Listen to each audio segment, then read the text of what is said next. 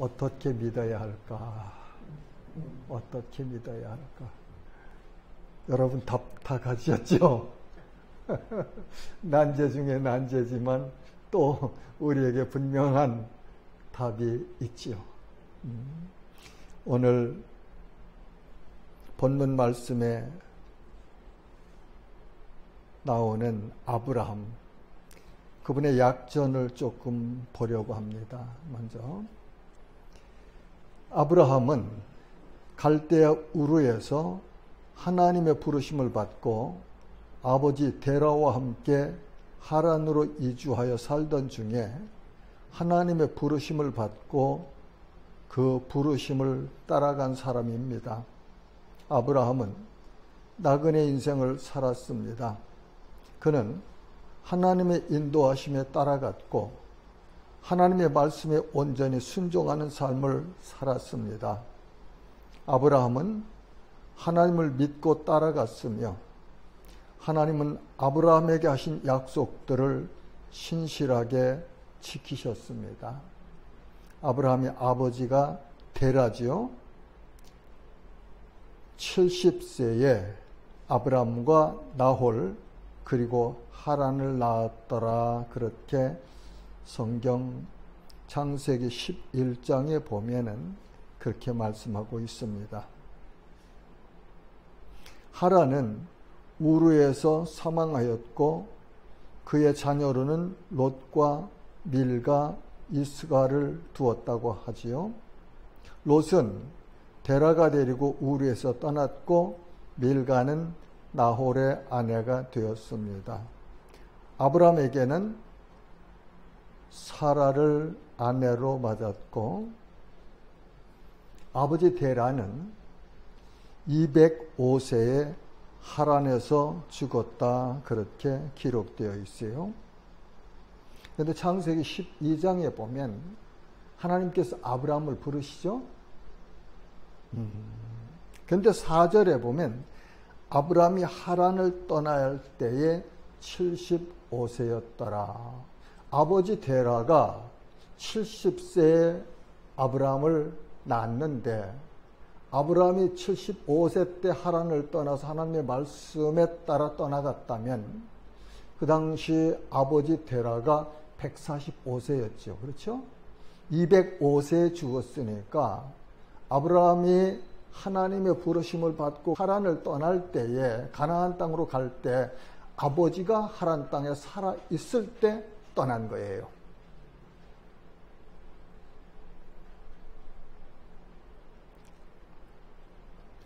하나님께서 그렇게 말씀하시죠. 너는 너의 고향과 친척과 아버지의 집을 떠나 내가 네게 보여줄 땅으로 가라 하시는 말씀 따라 갈 때에 아버지가 살고 있는 그 집을 떠나간 것을 우리는 알 수 있네요. 그 아브라함은 그렇게 75세에 하나님의 말씀을 따라 아버지 집을 떠나서 하나님이 약속하신 땅을 바라보며 갔는데 그 후 100년 동안 나그네 인생을 살았습니다. 하나님의 인도하심을 따라가면서 믿음의 조상으로 훈련되어지는 그 과정을 지나가면서 100년 동안 나그네 삶을 살았죠. 왜냐하면 창세기 25장 7절에서 8절 보면 아브라함의 향년이 175세라 그의 나이가 높고 늙어서 기운이 다하여 죽어 자기 열조에게로 돌아가매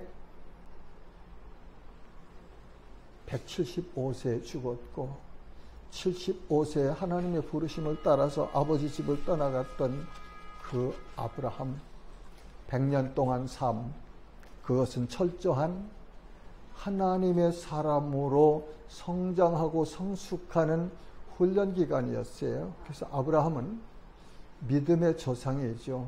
우리 또한 예수 그리스도를 믿어서 하나님의 자녀가 된 자의 조상이 되었어요. 우린 아브라함을 그래서 아버지라 부를 수 있는 그런 관계지요.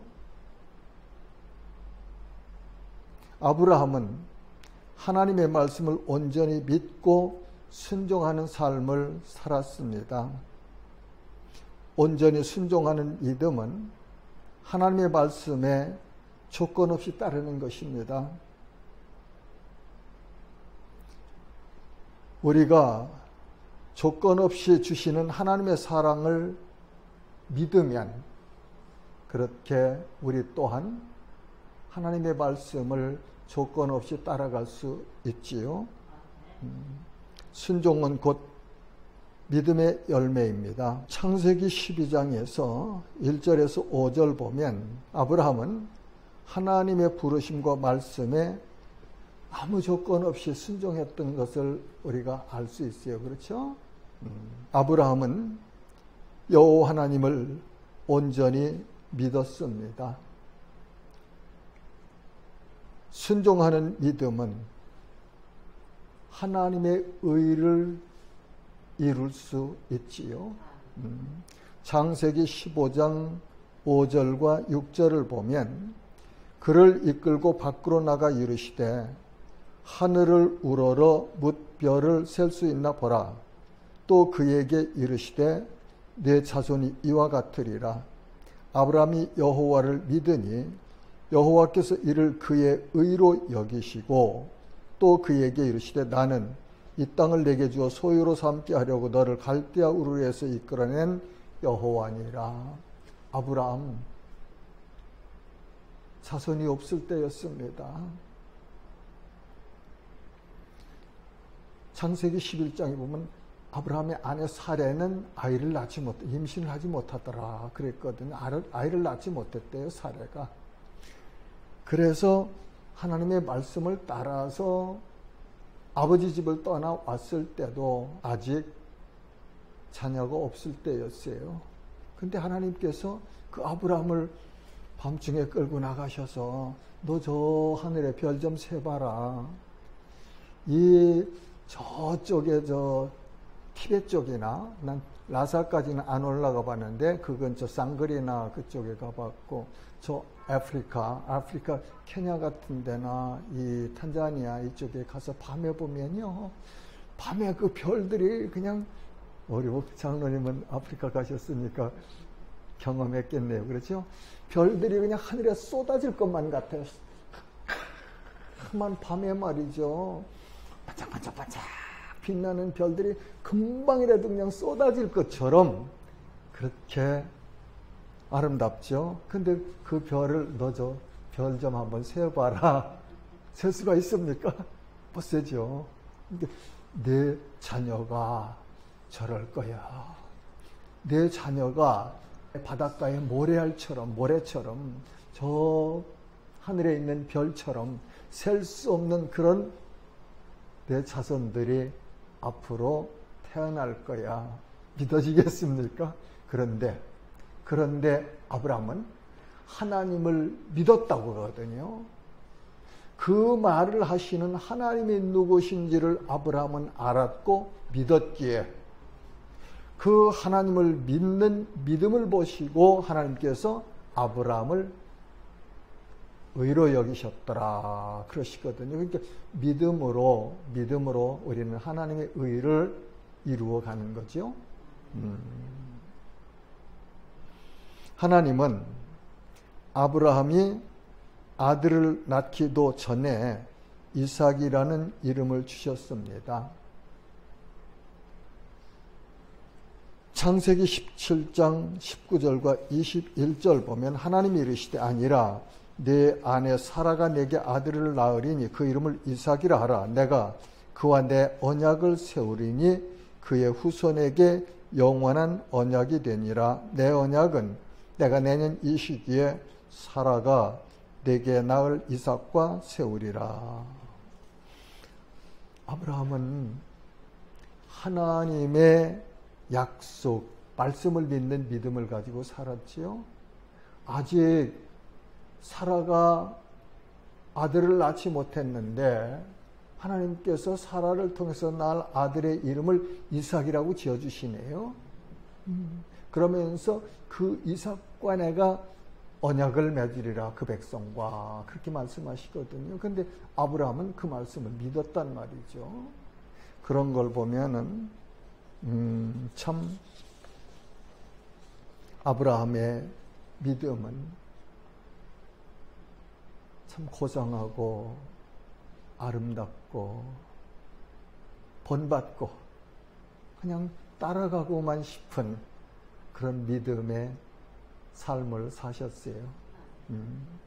오늘 이제 본문 말씀을 살펴보겠습니다.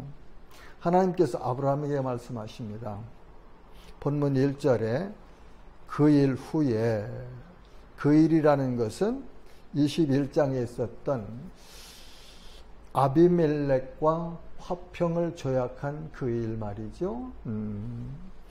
그 일 후에 하나님이 아브라함을 시험하시려고 그를 부르시되, 여기서 아브라함을 시험하시려고 하셨는데, 이 시험이라는 단어가 성경에는 두 종류의 단어가 있어요. 시험, 하나는 테스트. 이거는 성장을 확인하는 과정, 아니면 믿음을 검증하는 과정. 그러니까 이런 거예요. 여기 우리 옆에 이제 도장이 있지 않습니까? 열심히 와서 훈련을 받고 가르침을 받아 배우다가 이제 어떤 훈련 기간이 도달하면 이 사람은 승급시켜야 되잖아요.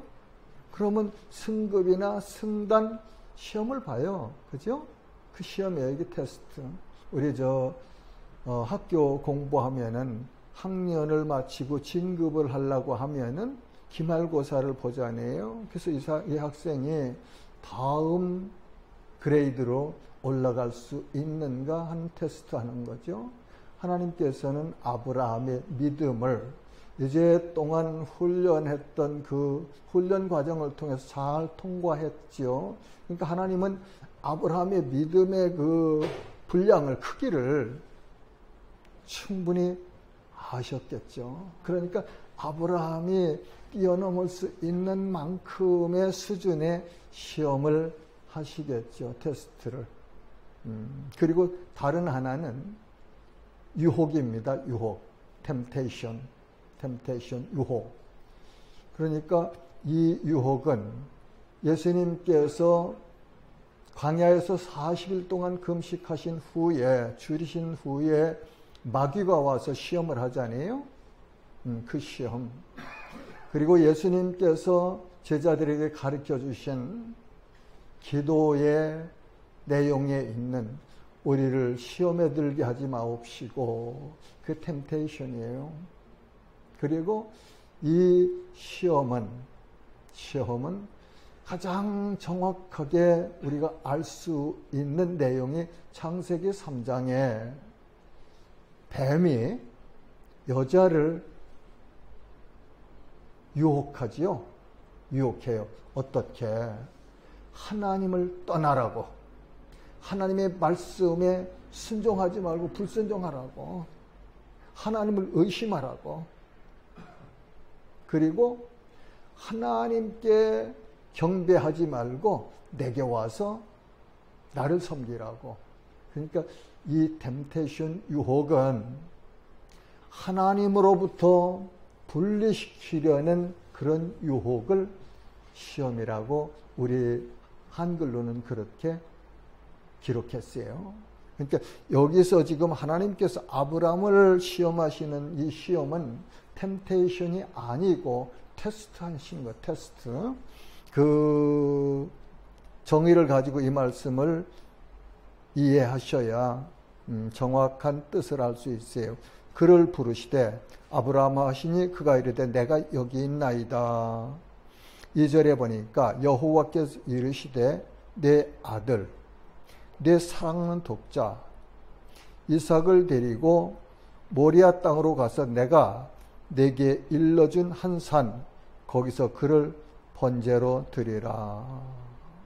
하나님께서 아브라함의 믿음을 말하자면 증량을 달아보시든지 아니면 키를 뭐든지 재보시든지 그런 것처럼 아브라함의 믿음을 확인해 보시고 싶어서 시험을 하시는데 그냥 야 이삭 데리고 가라 그렇게 안 하시네요. 거기 보니까 내 아들, 내 사랑하는 아들, 그리고 그 독자, 내 아들, 내 사랑하는 아들, 내 독자 이삭을 데리고 모리아 땅으로 가서 내가 내게 일러준 한 산 거기서 그를 번제로 드리라. 참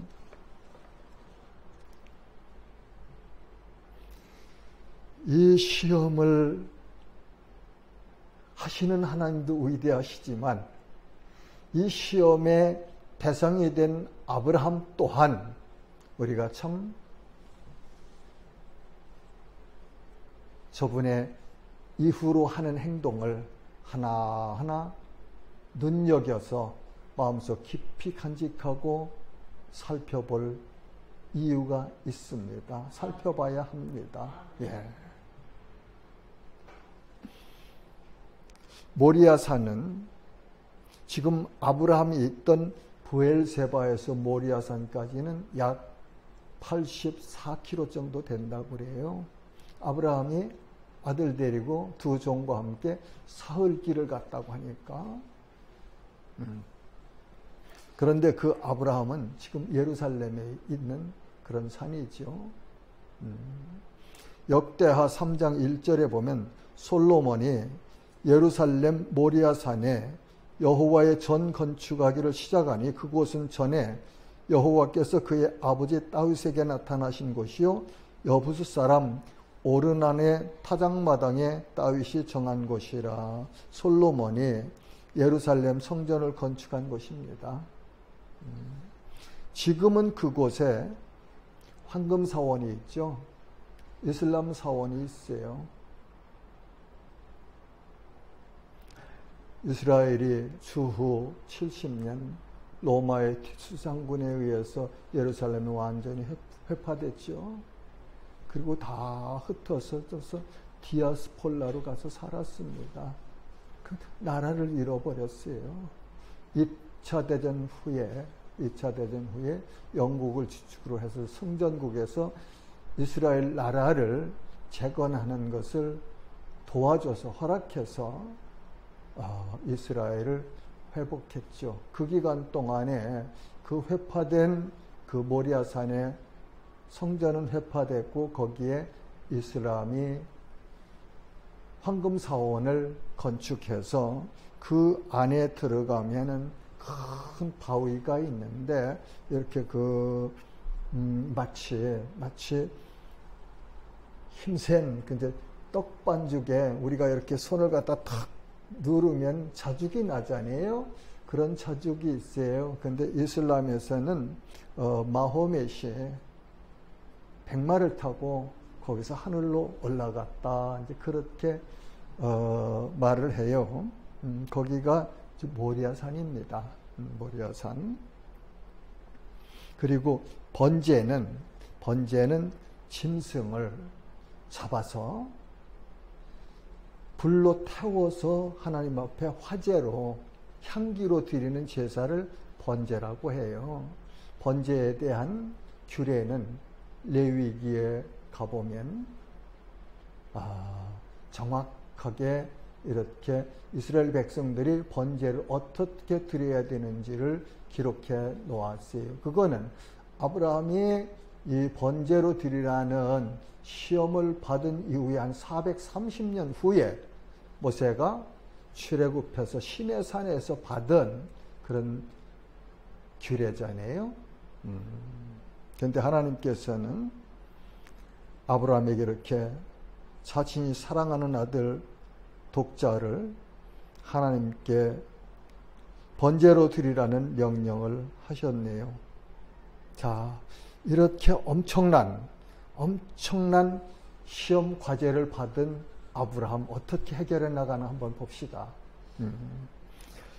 3절에 보면 아브라함이 아침에 일찍이 일어나 나귀의 안장을 지우고 두 종과 그의 아들 이삭을 데리고 번제에 쓸 나무를 쪼개어 가지고 떠나 하나님이 자기에게 일러주신 곳으로 가더니, 아브라함이 이 지금 과제 앞에서 아침에 일찍 일어나네요.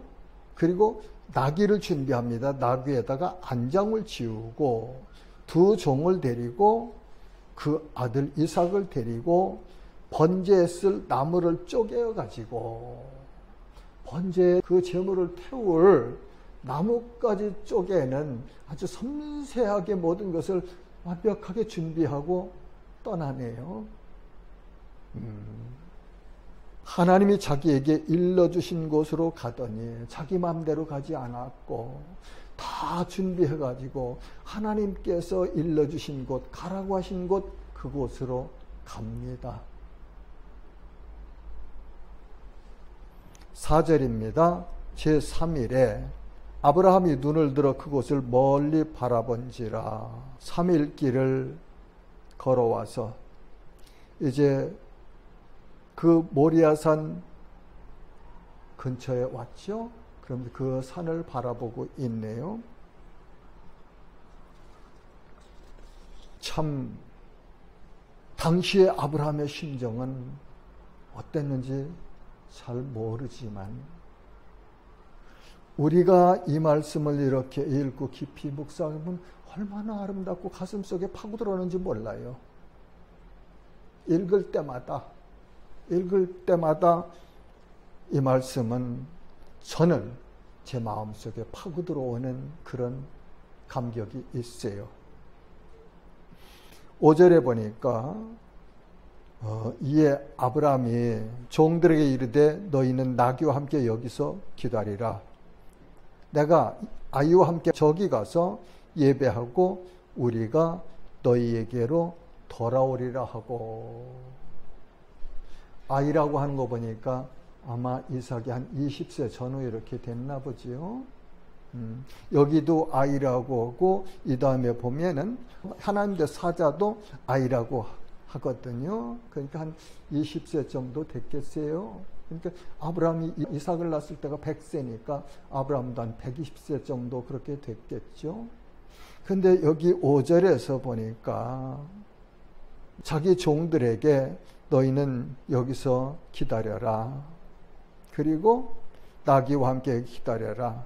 내가 아이와 함께 가서 예배하고 우리가 너희에게로 돌아오리라. 여러분 어떻게 생각하세요?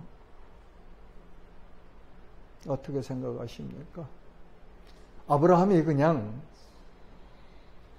종들에게 듣기 좋은 얘기하기 위해서 그랬을까요? 아니면 아들 이삭을 위로하기 위해서 그랬을까요? 아닙니다. 아니에요. 이 말씀 속에서는 아브라함이 하나님을 믿는 믿음이 지금 숨겨져 있어요. 네. 히브리서 11장 17절부터 19절 보면은 아브라함은 시험을 받을 때에 믿음으로 이삭을 드렸으니 그는 약속들을 받은 자로되 그 외아들을 드렸느니라. 그에게 이미 말씀하시기를 내 자손이라 칭할 자는 이삭으로 말미암으리라 하셨으니 그가 하나님이 능히 이삭을 죽은 자 가운데서 다시 살리실 줄로 생각한지라 비유컨대 그를 죽은 자 가운데서 도로 받은 것이니라. 아브라함이 자기 종들에게 너희는 나귀와 함께 여기 머물러 있어. 내가 이 아이 데리고 가서 하나님께 제사하고 예배하고 돌아올 거다 한 그 말 속에 히브리서 기자는 아브라함 마음속에 하나님을 믿는 이 이삭을 통하여 내 자손을 이루리라고 하신 그 말씀이 반드시 이루어질 것이다.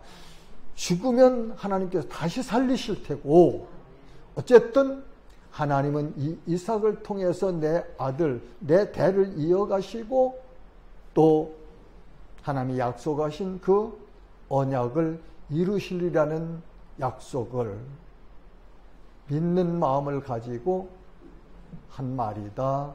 우리 그렇게 해석할 수 있습니다.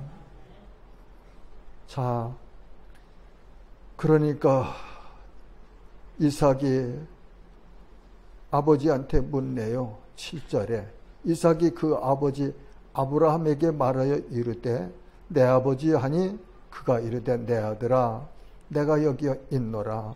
이건 말하자면 이삭이 아버지 그러니까 왜 그러냐 이제 그러셔 말이죠. 이삭이 묻습니다. 불과 나무는 있거니와 번제할 어린 양은 어디 있나이까? 이삭 자기가 나무는 줬어요. 그죠? 번제를 드릴 불을 피울 나무는 줬어요. 그리고 불은 아버지가 가지고 앞에 가죠. 그죠? 아버지가 불은 가지고 가요.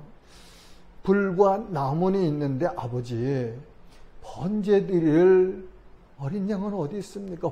제물은 어디 있습니까? 이 말을 들은 아브라함 마음이 어땠을까요? 아브라함이 대답합니다. 8절에 보니까 내 아들아 번제할 어린 양은 하나님이 자기를 위하여 친히 준비하시리라 하고 두 사람이 함께 나아가서 아버지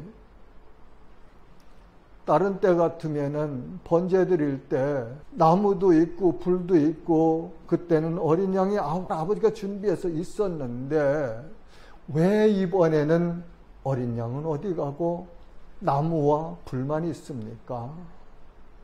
그 한 20년 살아오면서 아버지가 번제 드리는 거 봤을 거 아니에요.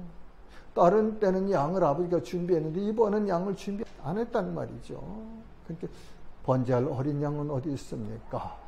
그러니까 아브라함이 대답하지요. 번제할 어린 양은 하나님이 자기를 위하여 친히 준비하시리라. 아멘. 자기를 위하여 친히 준비하시리라. 다윗도 그렇게 고백하지요. 시편 23편 3절에서 내 영혼을 소생시키시고 자기 이름을 위하여 의의 길로 인도하시는도다. 아멘. 그러니까요, 우리 살아가면서 이 아브라함의 믿음을 본받아가고 있는 우리들은 하나님을 아브라함처럼 믿어야 합니다. 그리고 하나님의 말씀을 믿어야 해요. 우리가 잘해서 의로운 길로 가는 것이 아니고 하나님께서 자기를 위하여, 자기 이름을 위하여 우리를 의의 길로 인도해 주신다. 그런 말씀입니다. 예. 우리가 아브라함처럼 하나님을 믿고 하나님 말씀에 순종할 마음만 가지고 살면 하나님께서는 그 우리의 믿음을 마음을 받으시고 우리를 인도하시는데 아브라함이 이야기한 것처럼 자기를 위하여 어린 양을 친히 준비하시고 다윗이 말한 것처럼 의의 길로 인도하신다. 그렇게 우리가 믿으며 살아가야 되지요. 자, 9절입니다. 하나님이 그에게 일러주신 곳에 이른지라 이에 아브라함이 그곳에 제단을 쌓고 모리아 산에 도착해서 아브라함이 제단을 쌓네요. 나무를 벌려놓고 아들이 지고 온 나무를 벌려놓고 그의 아들 이삭을 결박하여 제단 나무 위에 놓고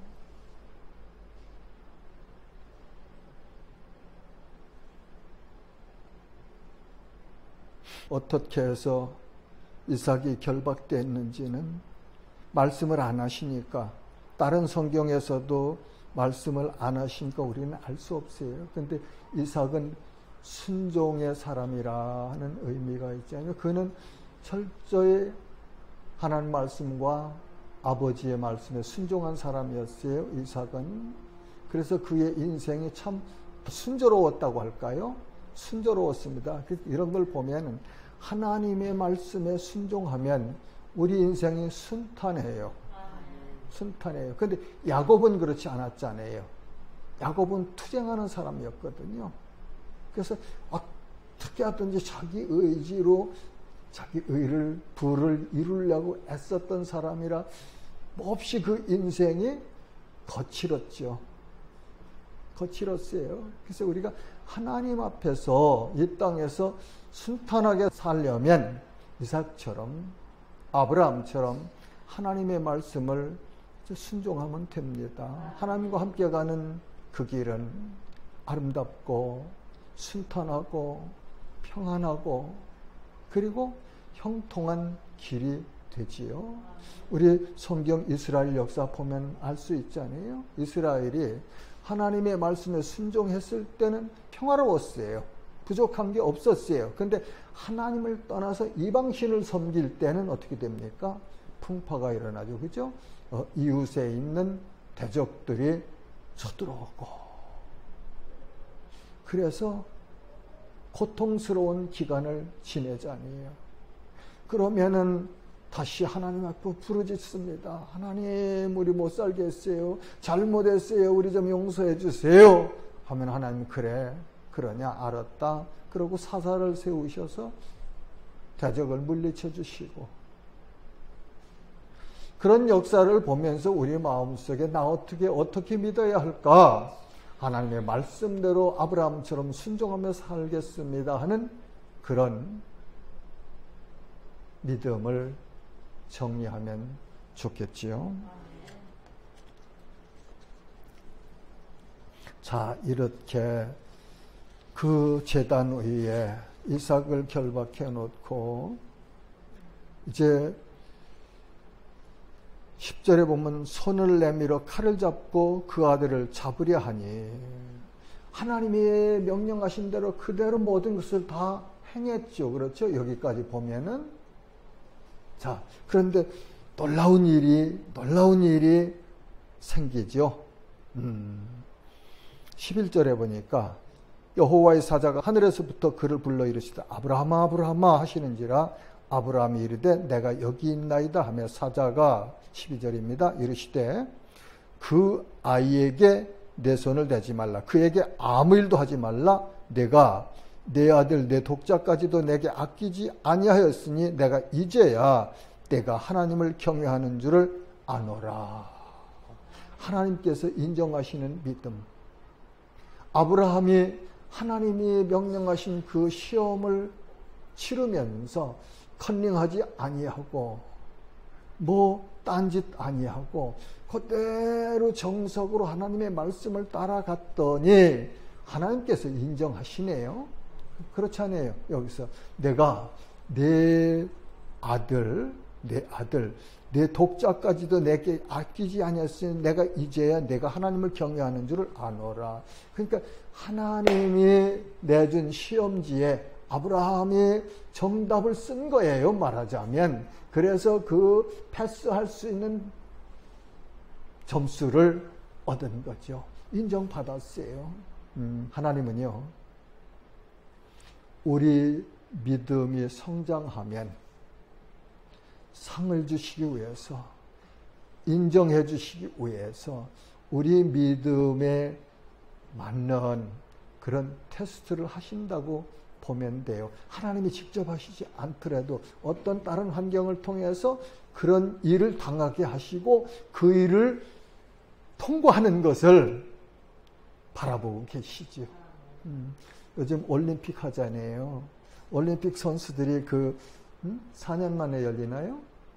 그 올림픽에 가서 메달을 따려고 그 4년 동안 이 탁구 신동이라고 했던 신유빈인가? 17살짜리 3살 때부터 탁구장에 가서 이거 연습했다고 하대요.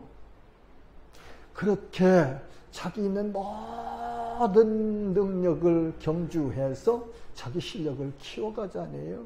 믿음의 사람인 우리들도 그냥 그렇게 시간 보내는 것이 아니고 언제든지 하나님께서 내게 원하시는 너 시험 성적 표점 시험 답안지 좀 내놔봐라 하실 때 하나님이 기뻐하실 그런 답안지를 쓸 수 있는 믿음으로 성장해 나가야 되죠.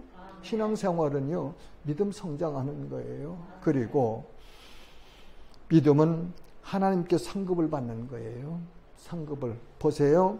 이렇게 통과한 후에 하나님께서 아브라함에게 어떻게 하시느냐 하면은 16절부터 18절까지 보면 이르시되 여호와께서 이르시기를 내가 나를 가리켜 맹세하노니 내가 이같이 행하여 내 아들 내 독자도 아끼지 아니하였은즉 아브라함이 한 제출한 시험지를 보시고 하시는 말씀이에요. 17절 내가 네게 큰 복을 주고 내 씨가 크게 번성하여 하늘의 별과 같고 바닷가의 모래와 같게 하리니 내 씨가 그 대적의 성문을 차지하리라. 또 내 씨로 말미암아 천하 만민이 복을 받으리니 이는 내가 나의 말을 준행하였음이니라 하셨다 하니라. 아브라함이요, 하나님께서 원하시는 그 시험에 패스하고 인정받고 나니까 어떻게 해요? 상급을 주시잖아요. 내 씨로 말미암아 천하 만민이 복을 받으리니, 이 말씀은 예수 그리스도가 오실 것을 지금 예표하고 있는 말씀이에요. 예수 그리스도를 통해서 만민이 복을 받으리니, 아브라함이 하나님이 내주신 시험에 합격해서 하나님의 그 앞에서 믿음을 인정받았고 상급을 받았는데 내 씨로 말미암아 천하 만민이 복을 받으리라. 그 예수 그리스도가 오실 것을 말씀하시잖아요. 그래서 마태복음 1절에 뭐라고 그래요? 1장 1절에 아브라함과 다윗의 자손 예수 그리스도의 족본이라. 그래서 나 같은 사람도 아브라함의 씨로 오신 예수 그리스도를 통해서 하나님의 자녀가 되는 복을 받을 수 있는 길을 아브라함이 열어줬잖아요. 히브리서 11장 6절 말씀은 믿음이 없이는 하나님을 기쁘시게 하지 못하나니 하나님께 나아가는 자는 반드시 그가 계신 것과 또한 그가 자기를 찾는 자들에게 상 주시는 이임을 믿어야 할지니. 하나님 앞에 나아가는 자는 꼭 두 가지를 믿어야 한대요. 하나는 그가 계신 것과 하나님이 실존하신 것과 하나님이 살아계신 것과 하나님이 지금도 살아계셔서 역사하시고 계신다는 사실. 요즘 저는 그래요. 우리는 뭐 기도하지요. 그러면서 잘 때도 있고 먹을 때도 있고 때로는 잊어버릴 때도 있어요. 그러나 하나님은 쉬지 아니하시고 그분의 의를 위해서 일하시고 계시다는 사실이 우리에게 위로가 되고 능력이 되는 거죠. 하나님이 일하고 계세요. 예. 우리가 이렇게 이건 안 되고 저건 되고 뭐 그러죠. 그렇지만 그건 우리 생각이고 우리 생각을 뛰어넘으시는 하나님은 우주 만물을 다스리시면서 하나님의 백성인 우리를 선한 길로 의의 길로 인도하시기 위해서 일하고 계신 거예요. 그 은혜가 우리를 우리되게 하십니다. 그래서 우리는 언제든지 그 하나님의 일하심과 하나님의 그 전능하심을 믿고 그리고 그분께 맡겨드리면서 우리에게 맡겨주신 일 성실하게 하면 됩니다. 그러면은 여기 그가 자기를 찾는 자들에게 상 주시는 임을 믿어야 할지니 하나님 상급을 주십니다. 믿음으로 산 자에게, 믿음으로 순종한 자에게, 믿음으로 하나님을 기쁘시게 한 자들에게 하나님은 상급을 주세요. 저는 우리 모두가 아브라함처럼 그렇게 하나님께서 주시는 상급을 받으시기를 소망해요. 예. 단순해요. 하나님이 가르쳐 주실 때, 하나님께서 말씀을 통해서 이렇게 가르쳐 주실 때 그 말씀 그냥 믿고 따라가면 됩니다. 그러면 하나님께서 우리를 통해서 그분의 능력으로 일을 이루시고 하나님의 영광을 받으시는 거거든요. 그래서 우리는 우리 모든 할 일을 다 한 후에 나는 무익한 종입니다 하고 고백하는 것이 겸손한 우리의 본분을 지켜나가는 것입니다. 그렇게 사는 우리 모두 되시기를 주님의 이름으로 축복합니다.